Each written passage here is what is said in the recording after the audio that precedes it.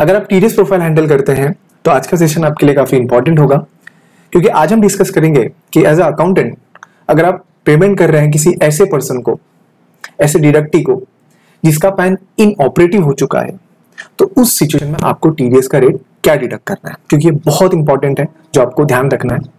क्योंकि as per 30 June 2023 government of India ने option दिया था कि अब आपके पैन और आपके आधार को लिंक कर दीजिए। अगर आप लिंक नहीं करते तो उस सिचुएशन में आपका जो पैन है वो इनऑपरेटिव हो जाएगा। इनऑपरेटिव मतलब इनवैलिड।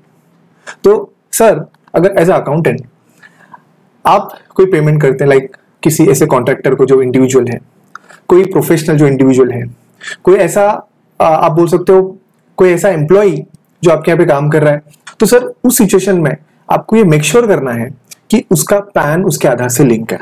अगर नहीं है तो उस सिचुएशन में फिर आपको उसका हायर टीडीएस डिडक्ट करना पड़ेगा अंडर सेक्शन 206AA, क्योंकि वहां पे फिर आप regular rate of TDS deduct नहीं कर सकते, क्योंकि वो पैन इनऑपरेटिव है।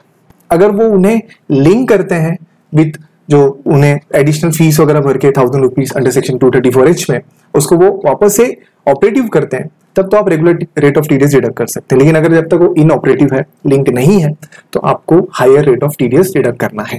तो हायर रेट ऑफ टीडीएस क्या है? तो अंडर सेक्शन 206AA में क्या बताया, आइडर 20% या फिर उस सेक्शन में जो टीडीएस रेट डिफाइंड है विच इज हायर।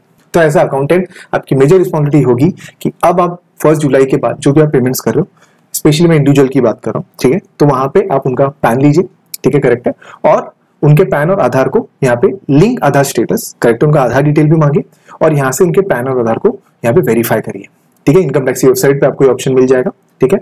और यहाँ पे अगर वो लिंक है तो ही आप बेसिकली क्या करिए, उनका रेगुलर रेट ऑफ जो टीडीएस है यहाँ पे पैन और आधार करके यहाँ पे वेरीफाई कर सकते हैं, तो आप वहां पे regular rate of TDS deduct करेंगे, अदरवाइज आपको higher rate of TDS deduct करना पड़ेगा। ये बहुत ज्यादा इंपॉर्टेंट है, क्योंकि 1 जुलाई से वो पैन इनऑपरेटिव हो चुके हैं जो आधार से लिंक नहीं है। बहुत ज्यादा इंपॉर्टेंट। बट फिर भी कुछ नहीं समझा है इस सेक्शन रिलेटेड, कुछ डाउट होगा टीडीएस में, तो प्लीज आप कमेंट सेक्शन में पूछ लीजिए। Thank you so much.